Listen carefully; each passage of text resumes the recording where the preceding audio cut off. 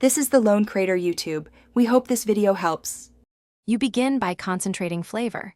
Use pan drippings or 1 cup stock for depth. Heat 2 tablespoon butter in a microwave-safe bowl for 20 to 30 seconds until melted, then whisk in 2 tablespoon flour to form a smooth paste. This roux is the thickening backbone, so make sure there are no lumps. Once the paste is uniform, microwave 10-15 seconds more to cook the raw flour taste. You want a light nutty smell, which improves final texture and flavor. After your roux smells toasted, slowly pour 1 cup hot stock into the bowl while you whisk constantly. This prevents lumps and builds a silky base. Microwave at 30-second intervals, whisking thoroughly between bursts to incorporate and control thickness. If sauce gets too thick, add a splash of hot stock or 1 teaspoon water and whisk.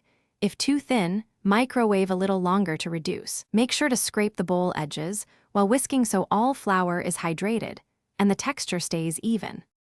You finish by seasoning. Add salt, pepper, and a small splash of vinegar or soy to brighten flavors, then taste and adjust. If the gravy needs more body, microwave 10 to 20 seconds and whisk. If too thick, thin with hot stock. For stubborn lumps, strain through a fine mesh or use a quick immersion blend. This preserves silkiness. One key tip: if the gravy appears grainy, vigorous whisking or brief blending restores smoothness. Make sure to reheat gently to fuse textures before serving. Thanks for watching. Consider subscribing if we helped you.